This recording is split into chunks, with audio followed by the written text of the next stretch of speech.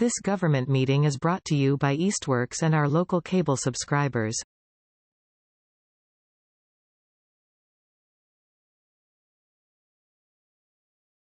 Good evening.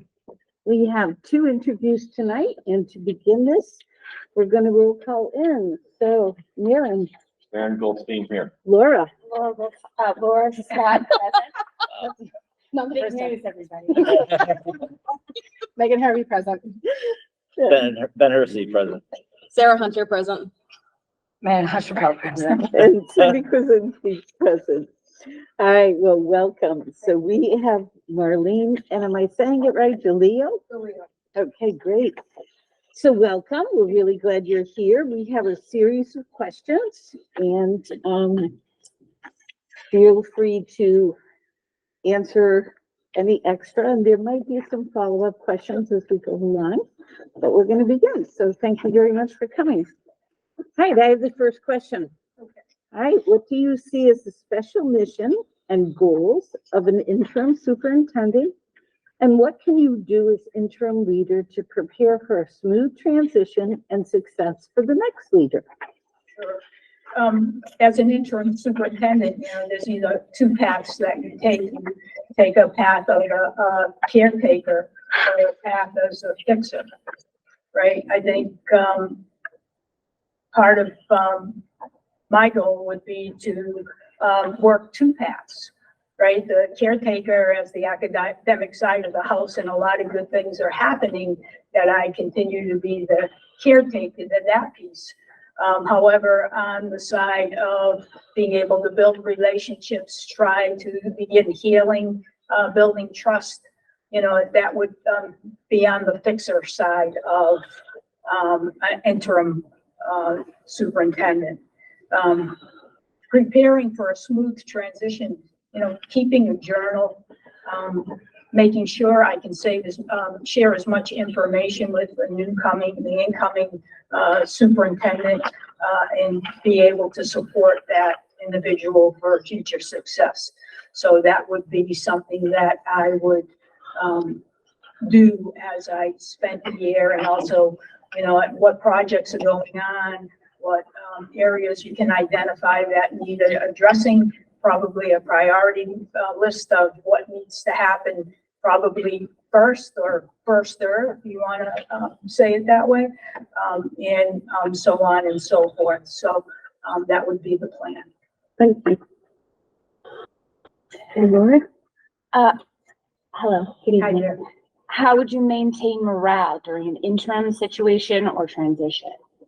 So one of the things I would begin with is a listening and learning tool, in listening to people, being out in buildings, being out at events, pretty much similar to what I do now. When somebody comes to me and has an issue, I address it.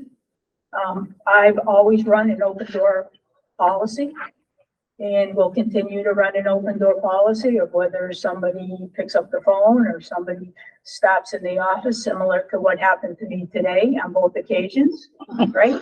And so if I'm not in a meeting or I don't have somebody in front of me and somebody comes to the door, I invite them in, right? I sit down and have a conversation. There's many times when I'm out and about, someone will say to me, Dr. DeLeo, did you know?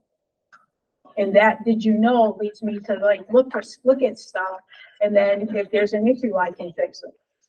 And if that person may have a perception that's not correct, I get to go back to that person and say, just to let you know, FYI.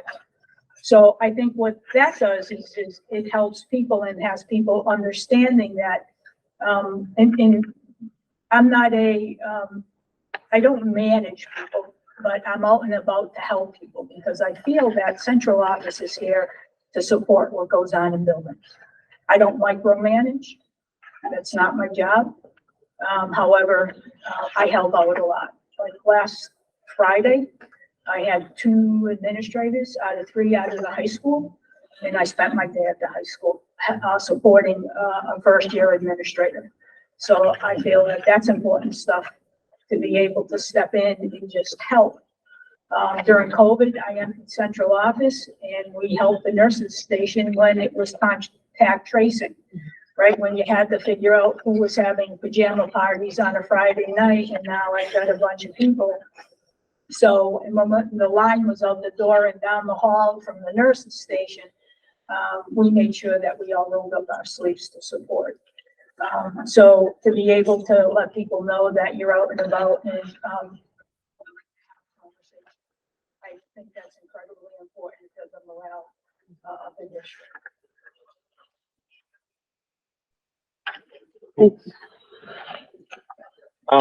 How would you describe your role in working with the community in the district during the interim superintendency? Maybe basically expanding upon what you just was talking about. Well, I'm sure there's a lot of community work that's happening now. So if there's any committees that the superintendent sits on to continue that work, I know for myself, in the district that I'm in now this afternoon, I've been on the council that brought, we had no transportation in Ware. And a few years ago, we wrote a grant, and we now have 7 vans that help people get to work, get to appointments, get to shopping. And I've sat on that council. And in fact, I had a meeting with them this afternoon. So I will continue with that, and also knowing that a lot of that healing needs to begin and trust needs to be built. Trying to be out in the community as an interim, and just making sure that, you know, that the bridge between community and school continues, because there's we're one and the same.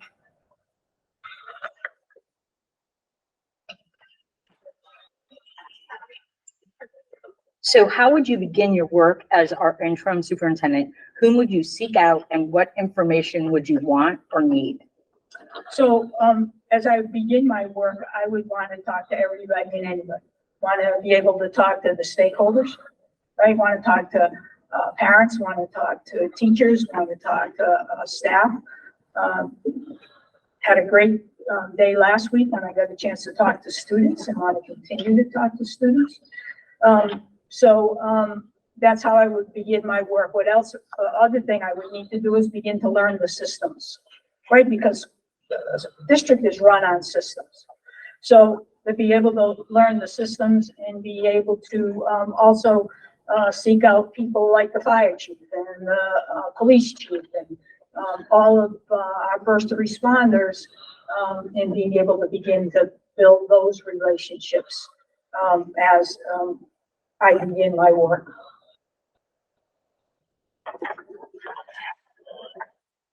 Thank you. How would you work with the school committee to set goals for your interim superintendent? Sure. I mean, with discussion with the school committee in the past, what I've done is I've written goals and submitted them to the committee. And the committee then tells me if they wanted to see some adjustment, or whether the goals that I set for myself was what, you know, they wanted to see. So I would think that, you know, unless the committee has a different way of doing it, I would continue to do it in that fashion. Thank you. Thank you. How important is it for an interim superintendent to be visible in the schools and in the community? How is it different from a superintendent on a longer term contract? It really isn't different than a superintendent on a long-term contract, because what it's about students and families, right? So to be able to do the work, you have to be in schools. You have to be able to have conversations with people. You have to see if principals, assistant principals, you know, are their needs getting met and the needs of students getting met.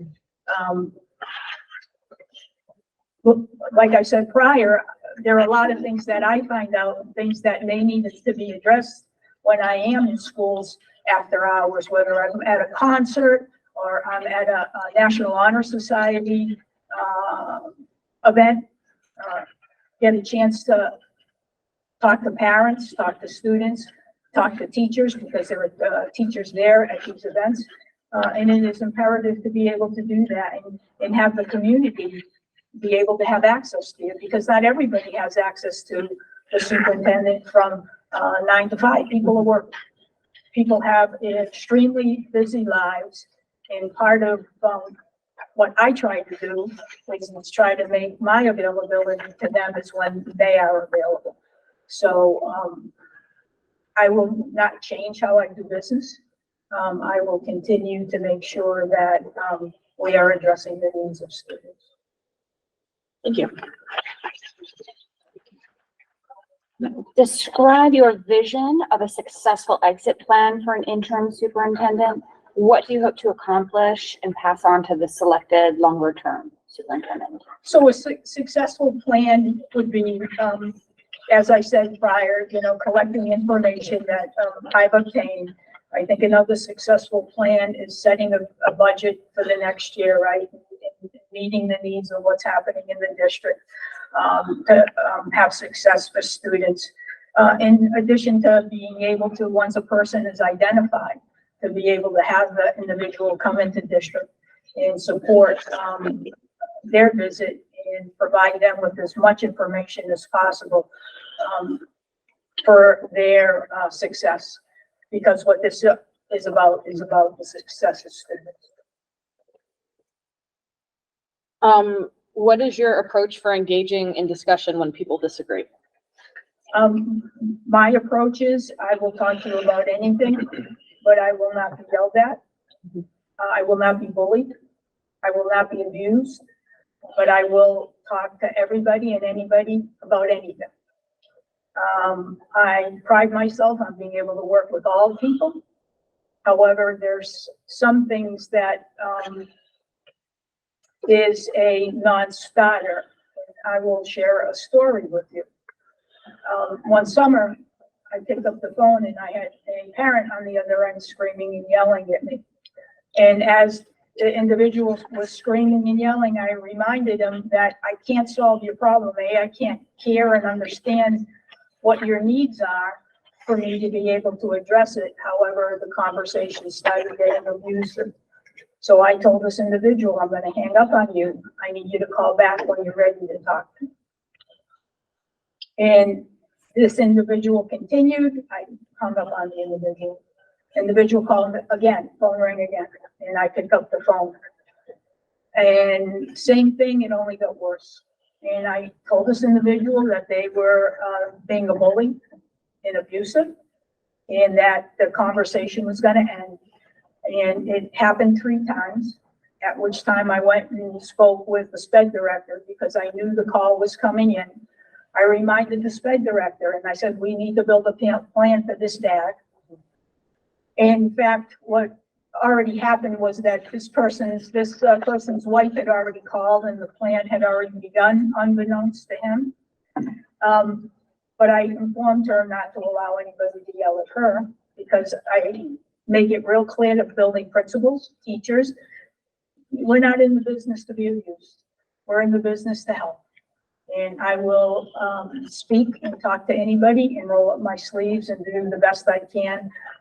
That is my only line in the sand about dealing with people who are disagreeing with me, is that there are certain behaviors that I can't tolerate because we're role models to children. That wouldn't be tolerated as a role model. Thank you. Give an example from your life when you did or said something that you later regretted. Did you recognize it was a misstep or did someone bring it to your attention? What did you learn from that experience and how did you make amends? Yeah, we all make mistakes, right?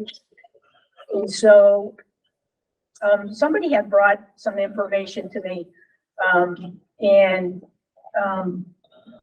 I didn't have any hard data to it, but this person did tell me a couple of incidences that she was involved within and what she thought was happening with another individual in the district. One of the things I did was I waited a little while to investigate. And however, when I did, I ended up following the right procedure and protocol that got me to the right results. However, one of the things I learned was, I needed to start a tad sooner in my investigation. One of the things that we do is, we investigate, when somebody brings something to me, I investigate everything and anything, because at the end of the day, I want to know whether, is it real or is it just somebody's perception? And to be able to, clear up people's perception, it's very important to be able to, have an investigation into that. And a long time ago, I learned to investigate sooner than later.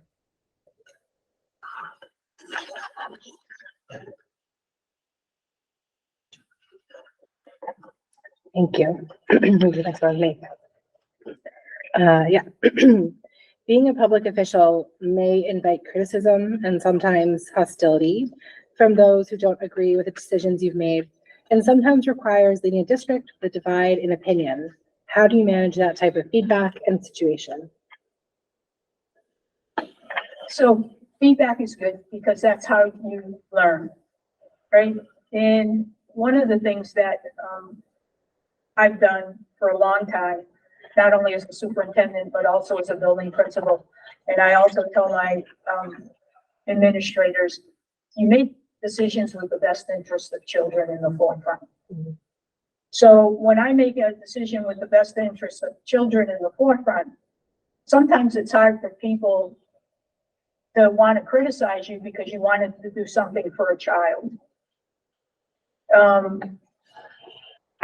Sometimes there are different ways you can get to that. And I will give you an example of that. One of my building administrators had put out we're having an award ceremony and we're live streaming it, which created a lot of havoc in this day and age of we're out of COVID. And I have an administrator who thought, wow, this would be a great thing because if the parents at work, all they have to do is pull up their phone, live stream, they can watch the event. And so we thought we were doing something, or she thought she was doing something good. And she tried working a deal because her auditorium is closed right now because of an issue that needs to get addressed. And the high school principal was having an event. However, this morning, as the superintendent got involved, we figured out a block of time. So now we can live in both worlds. We can live in the present world and have people come in, and we can live in the virtual world where people can live stream. So I try to make sure, and even when people complain, because this was quite the topic on Facebook, although it was a community forum, I try to stay off as much as possible, but I was looking for something over the weekend in it, and I came upon this. So I learned from it, right? So we can go back and say, hey, look, we found the solution. It's already out there, right? People have opinions. However, that doesn't mean we don't do what's right because it's the right thing to do. Okay, what specific skills and strengths do you feel you offer to this interim position? And what do you see as the main goals for the district for this next school year? So my number one priority as a superintendent is keeping everybody safe, right? Everybody, children, teachers, staff. You know, the budget has its overarching piece because, you know, that must be protected also. But the next thing as a priority as a superintendent that I learned, the more and more I do this job, I'm 9 years as a superintendent, and it's building relationships. So, you know, that's another thing when you talk about the criticism is sometimes when you build relationships, you know, people know where you're coming from. And it's not like they might not have something to say about a particular topic, but somebody will tell you if Dr. DeLeo says she's going to do something, she does it. Now, if I can't get something done, I go back to that person and I say, let me tell you why I can't move on this. But it's about the relationship that's good. And that to me has been a major piece of what I've done as a superintendent and as a building administrator. But I find that to be a very important part of what you do on a daily basis. So I believe some of my strengths is building of relationships. I work with all kinds of people. When I began my tenure in Ware as a superintendent, I thought, oh geez, these people, am I going to be able to work with some of the people when, I hear some of the rhetoric and some of the things that are said. And one year, Senator Warren was in the district giving a speech, and I saw all of the individuals at the bottom of the driveway, and I'm thinking, how is this going to work? However, these are probably some of the people that have been the most supportive of me. In fact, one of these individuals the other day stopped by to bring me a plaque for all of the work that we've done together. So I find that to be very, very important. And as a main goal, some people may say that it may be just getting through the year, right? But I think one of the main goals was to be get through the year, making sure we start to see some healing and some trust building along the way. One of the individuals I spoke with at the high school on my visit to the high school during the student group is, students want to get beyond. There's a lot of good stuff happening, but we're not talking about that, right? We're not talking about that. It's almost like we're a lost leader. All of this stuff is lost. So for me, it's going to be to get back to the main focus, and the focus is going to be on kids, on the students that are in the district, all of the good work that is happening, and putting that out into the forefront of what's going on. I think some of the noise is going to continue. My goal is going to be to change the focus around kids. And if the noise continues, that's collateral stuff that's on the outside. That's not going to be the focus of my work. Thank you. What do diversity, equity, and inclusion mean to you, and how do they relate to the school environment?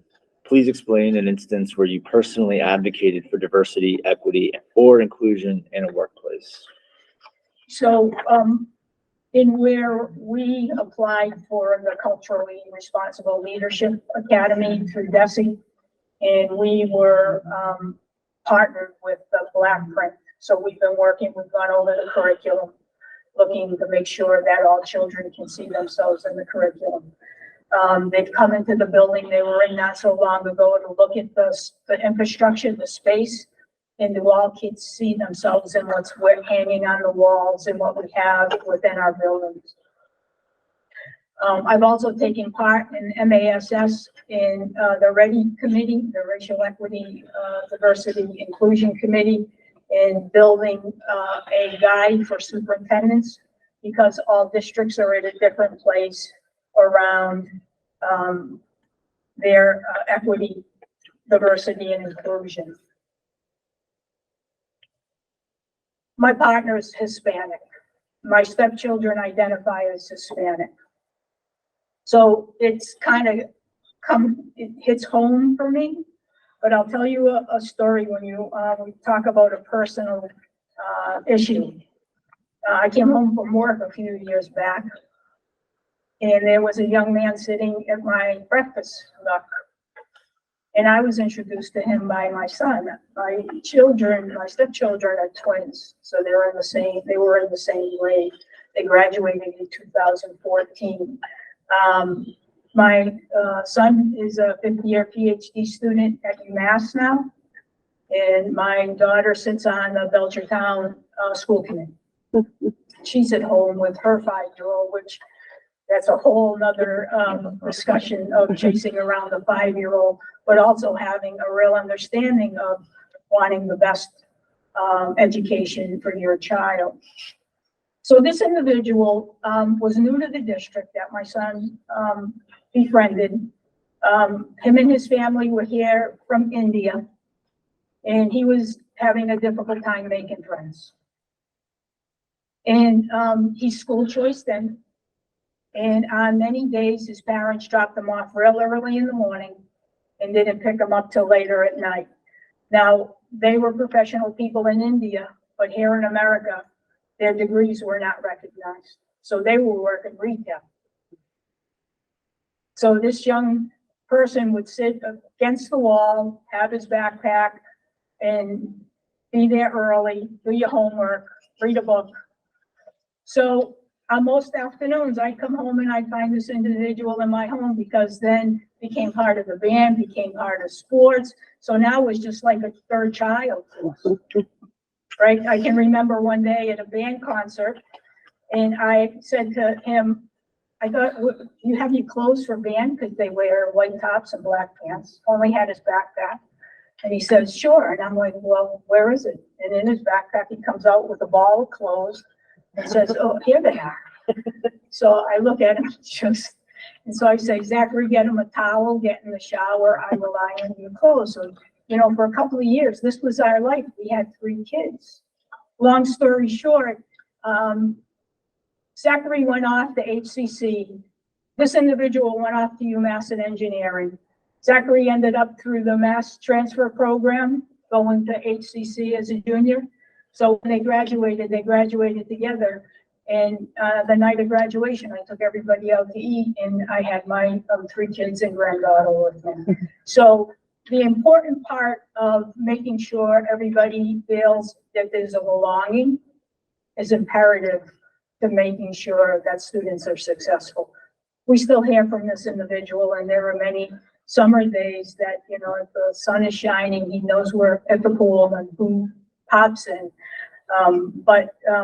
You know, that's a personal story that if, you know, nobody semi-adopted him. And I mean, his parents were very appreciative of it, but, you know, they were trying to survive in a country that, you know, they were new in. So doing everything we could. But, you know, I wouldn't change it for a world. He's an outstanding young man who's become very successful and working hard. So that's my personal story.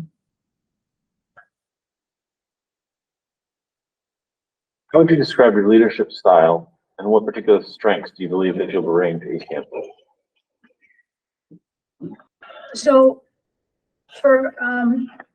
I've coached at a lot of different levels. I coached at the community college level, coached all my kids in many of their sporting level. And so what I try to do is I try to kind of bring a coaching model to my leadership style, right?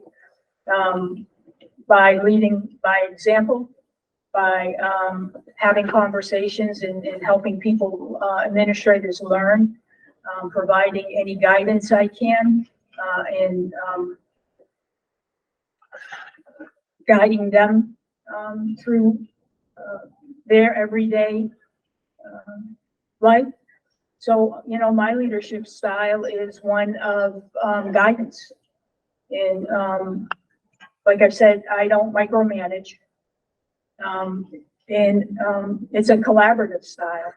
And when I have meetings, I bring everybody in. My senior leadership group is inclusive of all principals, assistant principals. I bring in the directors, giving everybody a voice at the table. And, you know, these are the people that I go to. They're the people in the trenches, right? They live in the trenches every single day. And there's nothing more than I hate when a mandate comes down from Destiny or anywhere else that tells me how something needs to happen that doesn't make any sense, because there are people writing stuff that aren't in the trenches. So it's incredibly important to make sure that those voices are heard. And it's very important to make sure that all stakeholders have a voice. Last question. Special education is important to a large segment of our district. What is your experience with special education? How would you apply it as an interim superintendent? So special education, fair and appropriate public education, and make sure that it's least restrictive.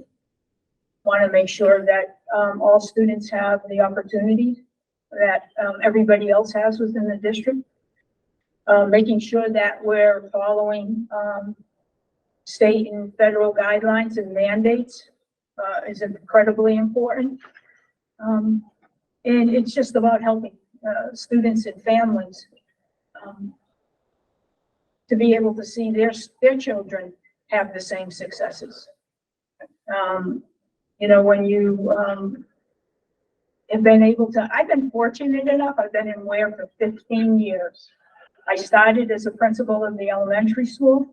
After 3 years, and we had great success at the elementary school. We were identified as narrowing the achievement gap for low-income kids after 3 years. Then I call it a promotion. Some people have other words. I then got promoted to the high school.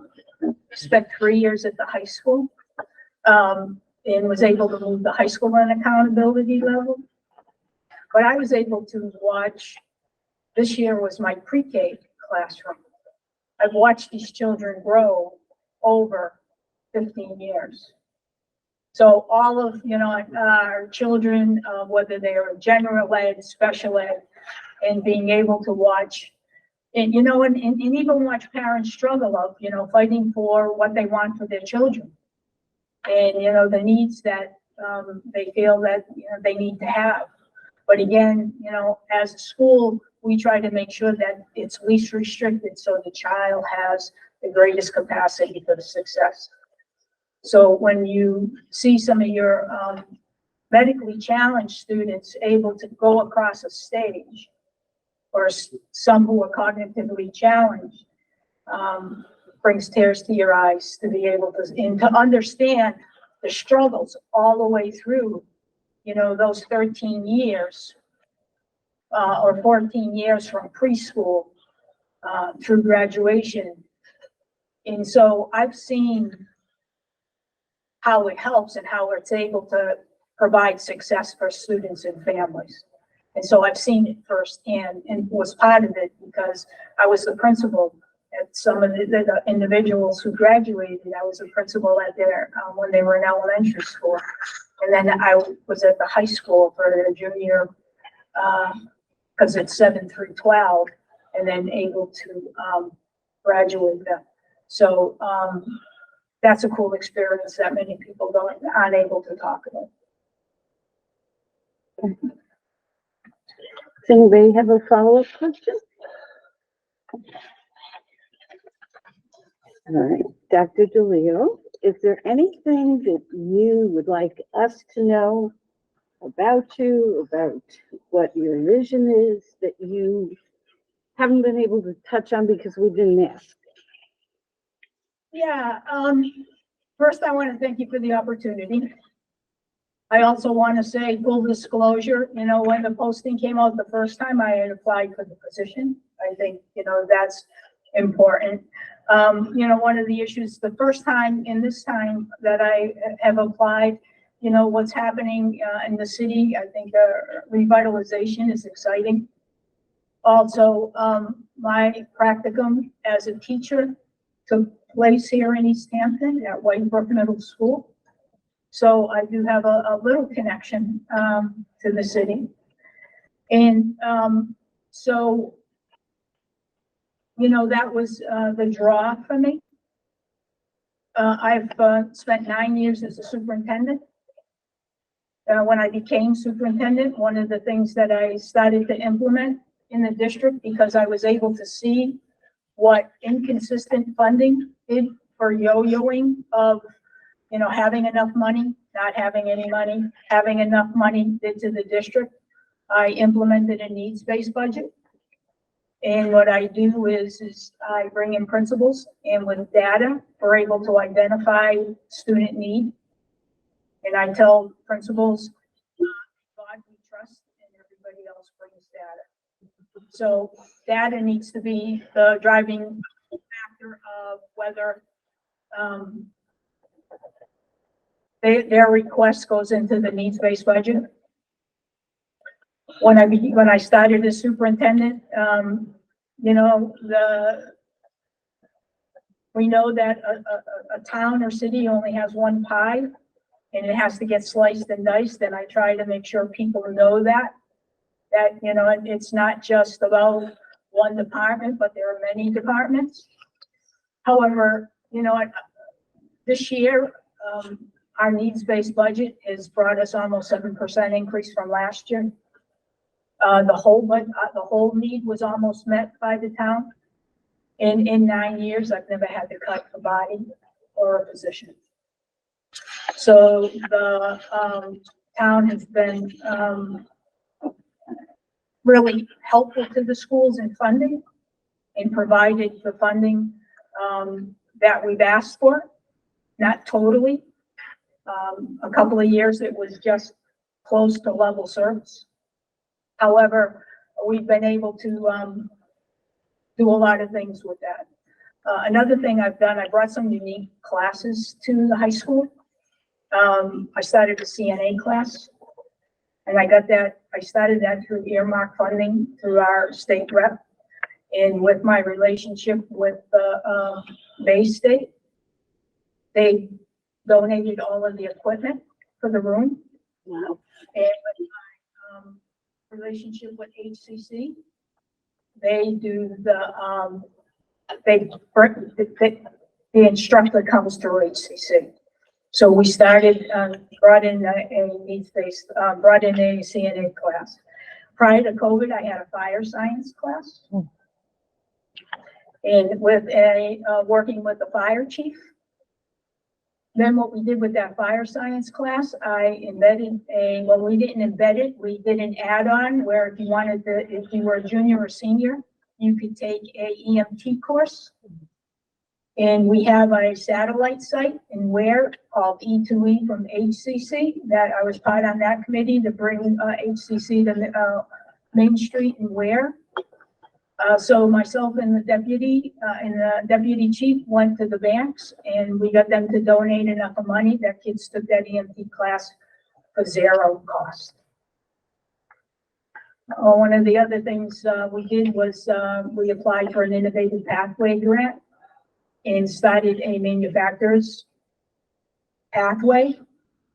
And prior to doing that, I had the opportunity to work with a retired manufacturer, and in fact, I had a meeting today, Manufacturers Partnership Council, with a number of manufacturers from town on the council, and we've been meeting since 2018. Because what we're learning is more and more students are not going to college. In fact, on my partnership council, Jeff Hayden from HCC sits on my council, and informed me today, informed the whole council that 137 graduates on Saturday received working certifications. And then they had 3,000 people last year who took no credit classes.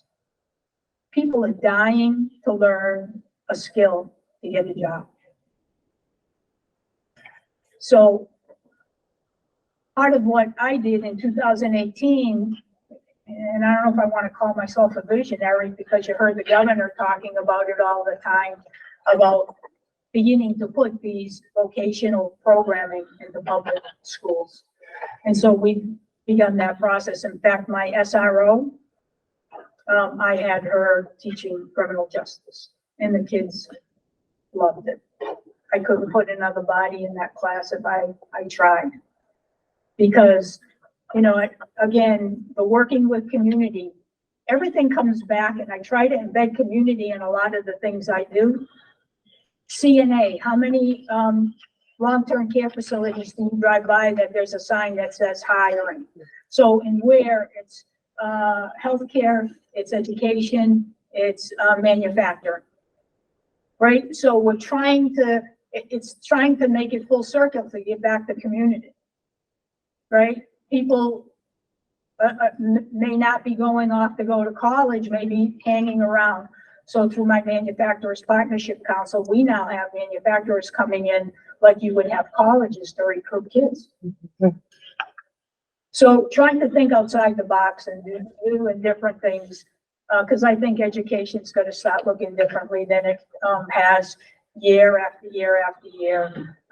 Because now we can't keep running schools like things were in our past. We have to start looking at schools at what's coming for the future for our children. Right, because we always go back to our own shoes and say, well, when I was in school. Well, when I was in school might not be fitting on what we need to do going forward. So that's a little bit about me, a little bit more extensive. Again, thank you for the opportunity. Thank you. Thank you so much. I greatly appreciate it, and I appreciate the time we spent this evening. Thank you. Thank you. Thank you. This government meeting is brought to you by Eastworks and our local cable subscribers.